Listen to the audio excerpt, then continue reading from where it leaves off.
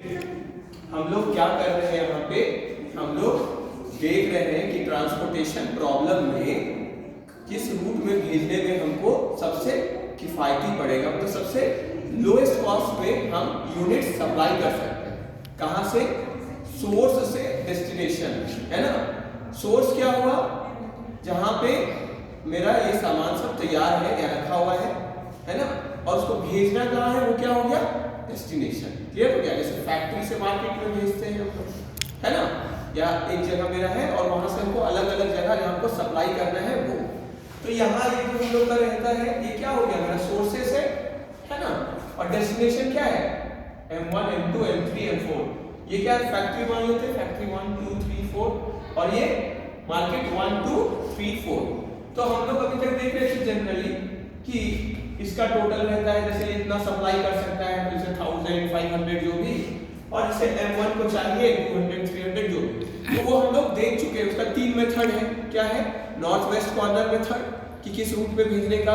तो वो north west corner method नाम से ही जैसे क्लियर है, एकदम लास्ट से स्टार्ट होता है यहाँ से, और जितना हम लोग एलोकेट कर सकते हैं देते जाते हैं। क्या देख के? टोटल यहाँ का, मतलब सोर्स का टोटल और डेस्टिनेशन का टोटल, है ना। जो लोएस्ट होता है उतना हम लोग करते जाते हैं, फिर बढ़ते जाते हैं। लीस्ट कॉस्ट फिर देखें, सबसे कम वाला जो कॉस्ट है, जैसे ये सब क्या शो करता है? कॉस्ट। तो जो सबसे कम वाला कॉस्ट है सबसे पहले उसमें दो, फिर उससे जो थोड़ा ऊपर है फिर उससे ऊपर, ऐसे लास्ट हम लोग कौन सा देखें? VAM method, Vogel approximation method. Vogel's approximation में हम लोग क्या देखें कि हम लोग पेनाल्टी यूज करते हैं।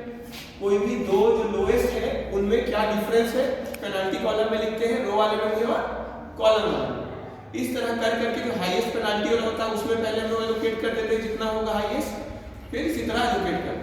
तो पहला बार जब हम लोग तीनों मेथड से बनाते हैं, उससे मेरा क्या होता है? पहला टेबल तैयार होता है। उसमें क्या शो होता है पहले टेबल में? एलोकेशंस, कि कितना हम उस रूट में भेजेंगे, कितना यूनिट। जैसे ये हम लोग को पहला टेबल कोई भी एक मेथड से बना के दिया गया है। जैसे इसमें हम लोग देख सकते हैं कौन सा मेथड यूज किया गया है? LCM, least cost method. ठीक है, तो ट्रांसपोर्टेशन प्रॉब्लम है TP। तो पहला टेबल हम लोग को दिया गया है, और ये क्या है? Initial basic feasible solution, IBFS। Initial basic feasible solution क्या है? कि पहला बार जिस मेथड से बना हुआ टेबल, जिसका हम लोग पढ़े हैं कि ऑक्यूपाइड सेल्स, मतलब जिसमें हम लोग यूनिट ट्रांसफर कर रहे हैं, वो कितना से कम नहीं होना चाहिए? M + N - 1, मतलब जितने रो है, कॉलम्स है, सोर्स और डेस्टिनेशंस है, M सोर्स N डेस्टिनेशन मान लेते हैं, -1। तो यहाँ पे कितने हैं? देखिए सोर्स कितने? 1 2 3 4, और 1 2 3 4 डेस्टिनेशन भी है। तो कितना हो गया? नंबर कितना आना चाहिए मेरा? 4 + 4 - 1, 8 - 1 कितना हो गया? 7 ना। तो देखिए, तो 7 ऑक्यूपाइड सेल्स दिए हुए हैं हमारे, 1 2 3 4 5 6 7।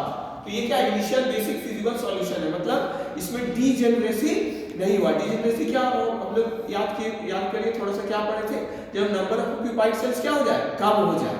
जितना M + N - 1, 7 से अगर कम हो जाता तो क्या बोलते? डीजेनरेसी हो गया है। क्लियर हो गया? तो वो फिर स्पेशल केस है, उसको बाद में भी हम लोग देख लेंगे। ठीक है, कि कैसे ठीक करते हैं। तो एक एप्सिलॉन ऐसे वाला साइन, तो वो देखेंगे, फिर से देखेंगे हम लोग थोड़ा उसमें डिटेल में। क्लियर हो गया यहाँ तक? तो ये तो क्वेश्चन ही दिया हुआ है, क्लियर है यहाँ तक?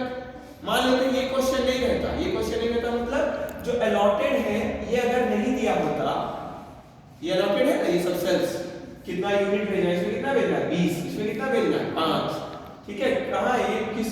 किस रूट में है? देखिए F1 M4 है ना, ये किस में है? F2 M1। तो अगर ये नहीं दिया होता तो सबसे पहले हम लोग क्या करते हैं बोलिए? पहले तो हम लोग को आना पड़ता है यहाँ तक, कौन सा मेथड लगाते हैं? तीनों में से कोई भी लगा लीजिए। क्लियर हो गया?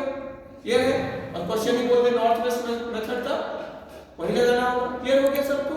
कुछ नहीं बोले तो अपना मन जो है आप लगा लीजिए। तो यहाँ हम लोग को लगाने का जरूरत नहीं है, पहला दिया हुआ है, और हम लोग ये भी चेक कर लिए इनिशियल बेसिक फिजिबल सॉल्यूशन है। फिजिबल क्यों बोला गया है? क्योंकि इसका देखिए M + N - 1 के बराबर एलोकेट है। क्लियर हो गया? नहीं होता तो डीजेनरेसी कहलाता, और E वाला साइन एक में हम लोग को देना पड़ता, है ना। उसका रूल्स है, बाद में हम लोग देखेंगे। क्लियर हो गया? यहाँ तक क्लियर है सबको? बोलिए। तो क्वेश्चन तो अब समझ में आ गया? क्वेश्चन में कोई डाउट नहीं है? कैसे आया? कोई भी एक मेथड लगाए। यहाँ पे कौन सा मेथड लिखा हुआ है? एलसीएम लगा के ये लिया। ये हम लोग यहाँ तक हम लोग भी निकालना जानते हैं, तीनों मेथड हम लोग जानते हैं। इसके आगे अब हम लोग को पढ़ना है। तो कोई भी मेथड आप लगाइए तो हम लोग का ऑब्जेक्टिव क्या है कि मेरा कॉस्ट क्या हो, हाई की लो? कॉस्ट क्या होना चाहिए मेरा? बिजनेस कर रहे हैं तो सबसे लो। किस रूट में हम किस रूट में भेजे कि मेरा कॉस्ट सबसे कम आए, तभी ना मेरा प्रॉफिट ज्यादा आएगा। क्लियर हो गया सबको? यहाँ तक क्लियर है? तो हम एक बार चेक करेंगे ना कि ये जो आया इसी रूट में हमको इतना भेजना चाहिए कि नहीं। क्लियर है यहाँ तक? इसी को क्या बोलते हैं? Optimality test. क्या बोलते हैं? Optimality test. बोलिए क्या बोलते हैं? Optimality test. ऑप्टिमल मतलब क्या हो गया? बेस्ट, जो सबसे अच्छा है। तो हम चेक करेंगे, बिना चेक किए कैसे बोले कि यही सबसे बेस्ट है? तो इसके लिए हम लोग पढ़े ट्रांसपोर्टेशन प्रॉब्लम में दो मेथड बताए गए। कौन कौन से मेथड है? नाम बताइए। एक स्टेपिंग स्टोन मेथड है और एक है मोदी, मॉडिफाइड डिस्ट्रीब्यूशन वाला मेथड। तो सबसे जो पॉपुलर मेथड है कौन है? मोदी, क्योंकि वो शॉर्ट में बता देता है, आपको बार-बार लूप बनाने का जरूरत नहीं है। स्टेपिंग स्टोन में लूप बार-बार बनाना पड़ता है, जितने भी एम्प्टी सेल है पहले लूप बनाइए, तो हार्ड हो जाता है, सबका लूप बनाना है पहले, तो इसलिए उतना पॉपुलर नहीं है। सबसे पॉपुलर क्या है? मोदी मेथड। दूसरा नाम क्या है मोदी मेथड का? हम लोग पढ़े थे यूवी मेथड, पढ़े थे ना यूवी में। यूवी क्या होता है? इंडेक्स वैल्यूज होता है। आप देखिए यूवी कैसे कैलकुलेट होता है।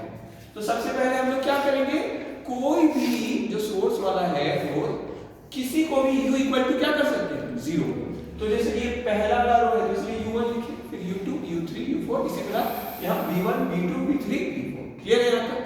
किसी में भी 0, नॉर्मली हम लोग u1 में 0 प्लेस कर देते हैं। क्लियर है? तो हम लोग एग्जांपल के तहत जाना चाहते थे, तो जो उसमें है ताकि हम लोग देख सके कि हमारा भी सही आ रहा है कि नहीं। तो हम लोग भी वही किए जो वहां पे 0 लेके किया। किसी को भी ले सकते थे तो u3 को भी ले लिए, लेकिन जनरली क्या करते हैं यहाँ ही लेके कर देते हैं, क्योंकि इजी हो जाता है ना, सब में u1 को ही हम लोग 0 मान रहे हैं, लेकिन इसमें u3 को मान, क्योंकि किसी को भी ले सकते हैं। तो चलिए u3 को हम लोग क्या कर लिए? 0। देखिए लेट लिखा हुआ है, ये गिवन नहीं होगा क्वेश्चन, ये आपके ऊपर है, आप किसको मानेंगे 0। क्लियर है यहाँ तक? यहाँ तक क्लियर है? u1 0 मान लिए। अब बताइए, हम लोग फॉर्मूला जानते हैं कि ऑक्यूपाइड सेल्स के लिए यूवी हम लोग वैल्यू निकालते हैं। ऑक्यूपाइड होना चाहिए। ऑक्यूपाइड मतलब जिसमें अलॉट किया गया है यूनिट्स की, इस रूट से इस कॉस्ट पे 1 रुपया पे कितना जाएगा? 20 यूनिट। फिर यहाँ पे 6 रुपया पे 5 यूनिट जाएगा, किसमें? F3 M4। क्लियर? क्लियर सबको? तो हम लोग जैसे यहाँ पे देखिए कि अलॉटेड सेल बोलते हैं या बेसिक सेल भी बोलते हैं, किसको? जिसमें अलॉट किया गया है। क्लियर है? क्लियर है सबको? ठीक है। और एम्प्टी सेल को क्या क्या बोलते हैं? अनऑक्यूपाइड या एम्प्टी या नॉन बेसिक सेल। तो हम लोग एक ही नाम अभी पकड़ेंगे। क्या पकड़ रहे हैं? अलॉटेड और या एम्प्टी, जिससे तुरंत समझ में आए, बार-बार अलग-अलग वर्ड नहीं यूज करेंगे। क्लियर हो गया? ठीक है, ज्यादा अच्छा लगेगा। अब देखिए u0 है, यहाँ ध्यान दीजिएगा। u अगर यहाँ पे u3 हम 0 लिए, अब हम इसको 0 लिए ना, सबसे पहले आपके दिमाग में क्या आना चाहिए? इसी रो का हम जो अलॉटेड है पहले उसका v निकालना, तो v निकल जाएगा मेरा। क्लियर हो गया? अच्छा, इसमें अगर आप थोड़ा ध्यान दीजिएगा ना, इसी में u क्यों 0 कर लिए? क्योंकि सबसे ज्यादा अलॉटेड इसी रो में है, तो एक बार तुरंत में निकल जाएगा ना, झंझट नहीं पड़ेगा। तो देखिए यहाँ लेंगे तो एक ही बार निकलेगा, फिर अटकेगा ना, फिर दूसरा को ऐसे लेना पड़ेगा। इसलिए यहाँ पे चालाकी क्या किया गया है कि 3 अलॉटेड है तो तुरंत भी 3 निकल जाएगा, तो उसमें सोचना नहीं पड़ेगा, इसलिए इसको किया गया। ठीक है, क्लियर हो गया? क्लियर है? अब देखिए, अब हम लोग क्या किए, यहाँ पे हम 0 डाले हैं, अभी हम बाकी कोई u नहीं निकाले हैं। तो पहला हम अलॉटेड देखिए इस रो का, इसमें देख लेते हैं। तो इसमें कितना अलॉटेड है? 15 अलॉटेड है, लेकिन कॉस्ट कितना है? कॉस्ट से देखना है, कॉस्ट से, क्योंकि इसका फॉर्मूला क्या है? u + v = कॉस्ट ऑफ उस सेल का, उसी सेल का कॉस्ट कितना है। क्लियर हो गया? है ना? Cij मतलब i वाला हो गया हमारा रो, इस रो में है, और किस कॉलम में? ठीक है, किस रो में है ये बोलिए? इसका क्या होगा? इसका C, ये थर्ड रो में है, तो 3 और कॉलम 1, तो 3 1 C3 1। तो इसके लिए v1 मतलब इसी के में सीधा में देखिए v जो अलॉटेड है उससे v निकालना। तो u है 0, अच्छा यहाँ पे कैलकुलेशन भी है, तो u + v, तो 0 + 3 = 3, सॉरी ये 3 तो निकालना है। 0 प्लस v इक्वल टू 3, तो v कितना आएगा v1 3। क्लियर हो गया? कैसे आया बोलिए?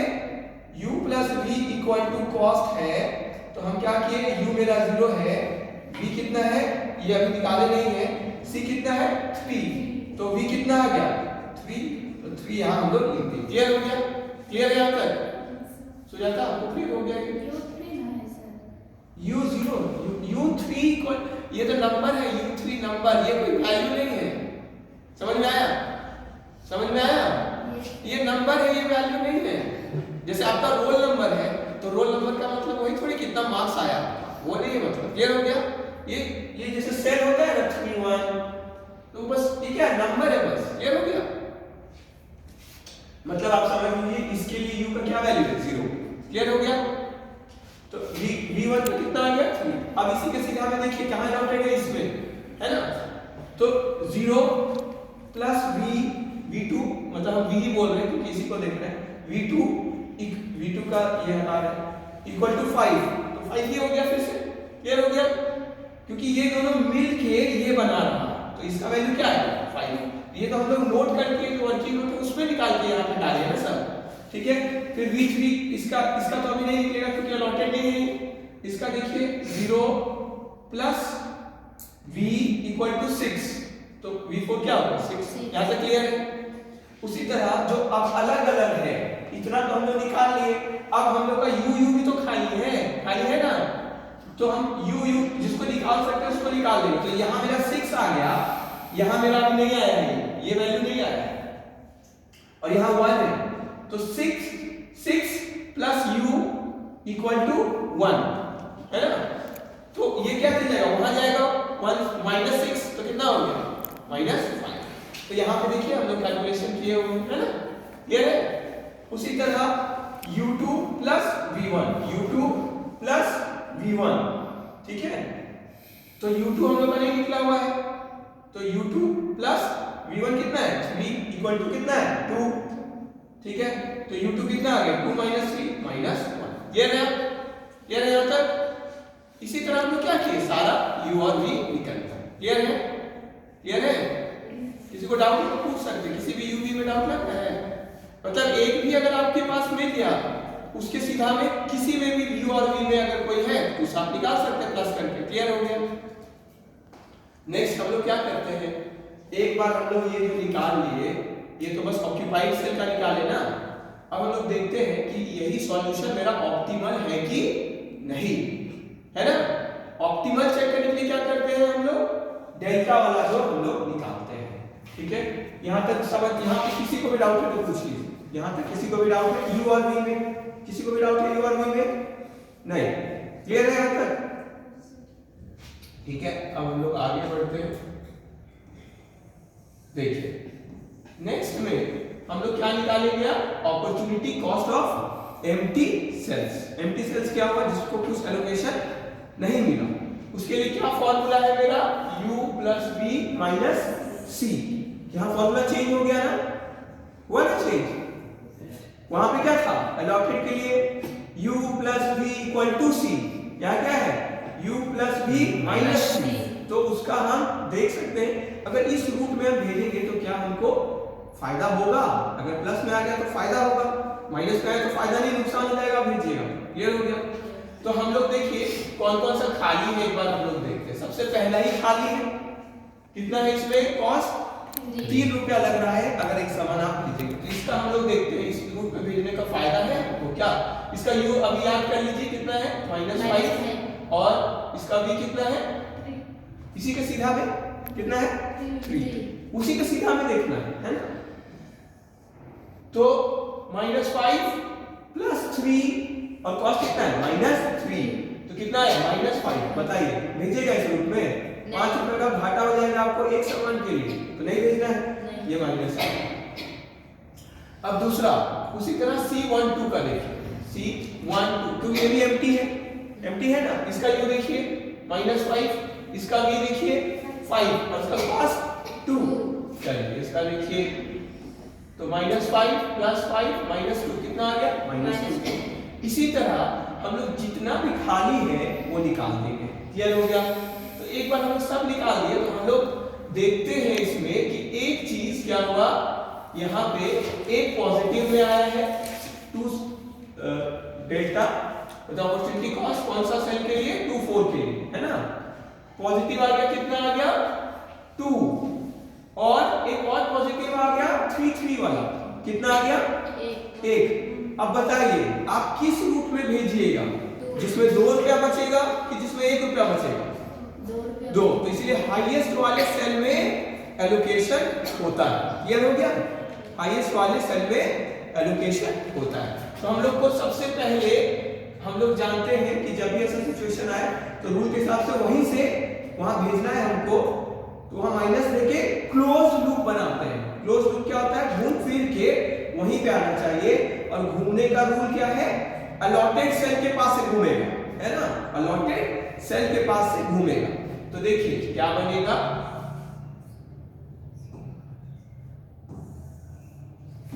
देखिए तो हम लोग क्या देखते हैं अभी, कहां से घूमना स्टार्ट करना है इसको। अच्छा नीचे में हम फिर से बॉक्स बनाए हैं,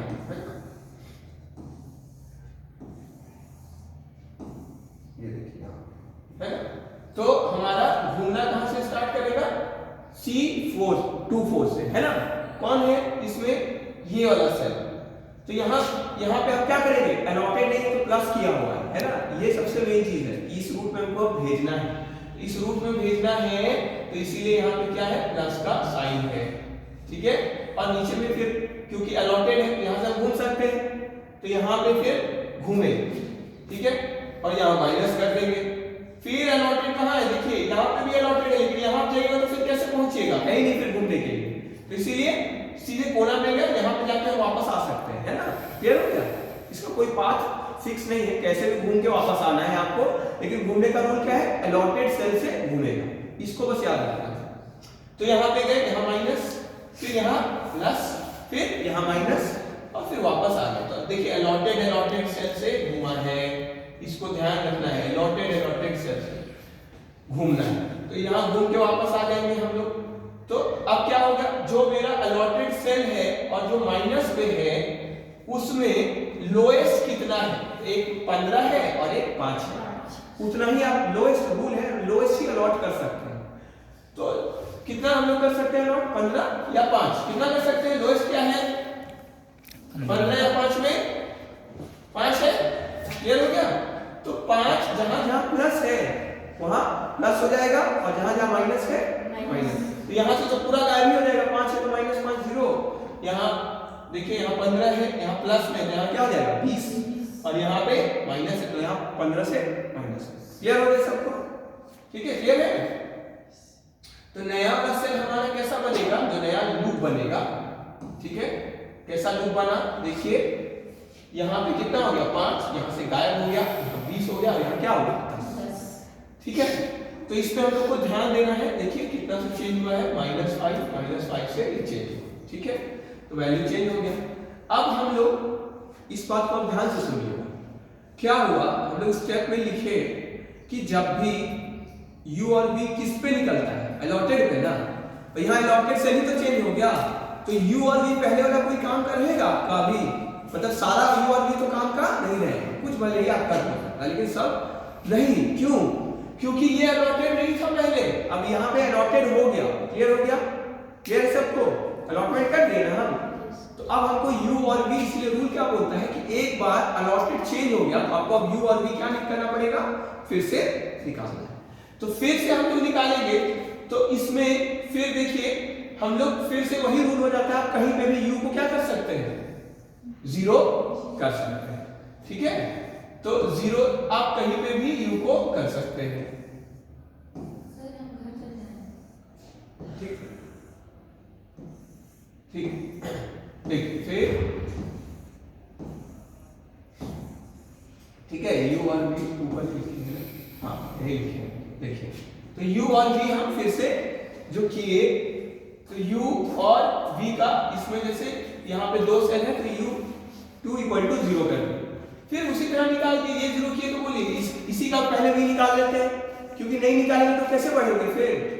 तो अब आप ऐसा अगर डाउट आता है कि उसी रो का क्यों निकाल रहे हैं, क्योंकि उस रो का u तो पता है, बाकी का तो कुछ पता ही नहीं है, आपको नहीं पता है ना, इसीलिए u पहले इसका अगर 0 कर दिए तो उसी का अलॉटेड सेल यहाँ पे देखिए 2 है, तो 0 यहाँ पे जैसे 0 है तो 0 प्लस v इक्वल टू 2, तो क्या होगा v1 2।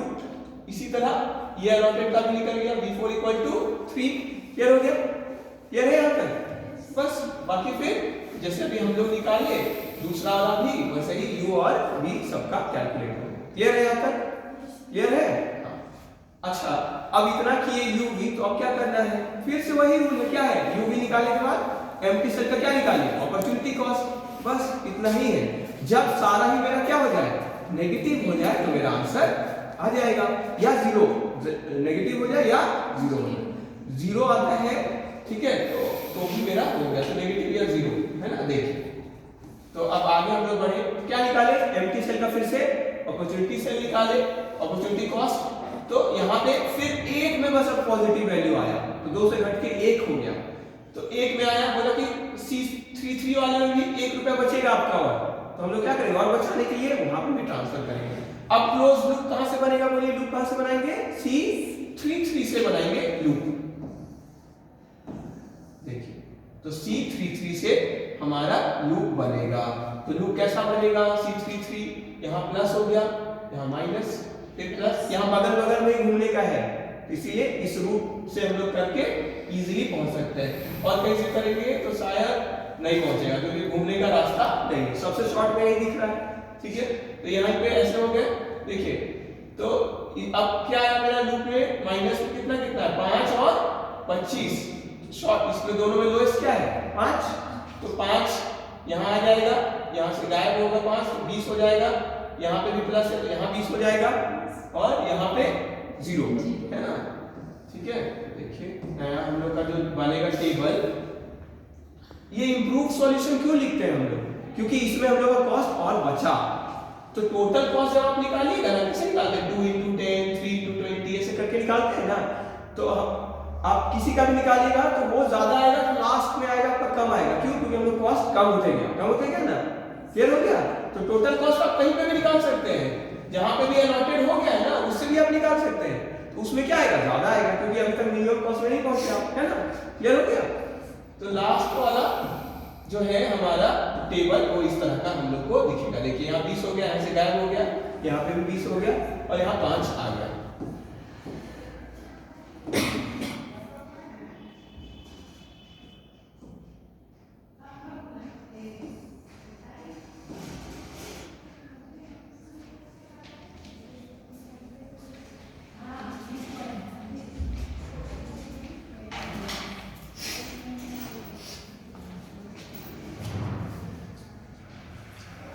देखिए तो हमारा लास्ट है, लास्ट टेबल,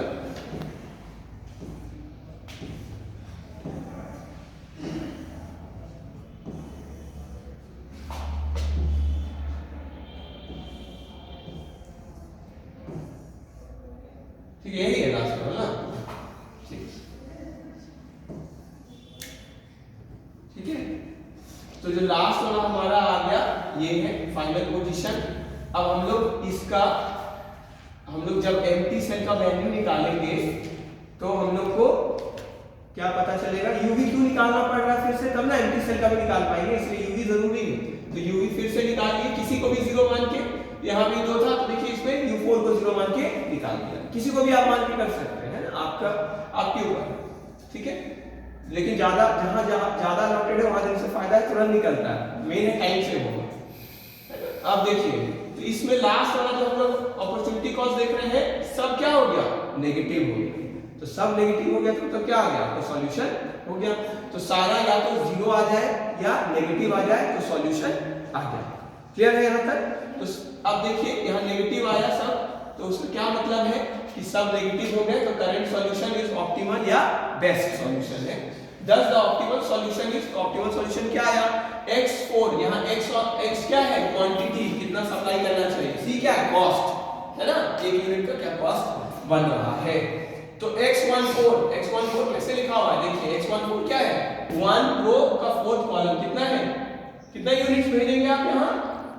20 यूनिट्स। क्लियर हो गया? क्वांटिटी है ना, x क्वांटिटी, ठीक है, तो 20 यूनिट्स भेजेंगे। उसी तरह x21 का क्लियर हो गया सबको?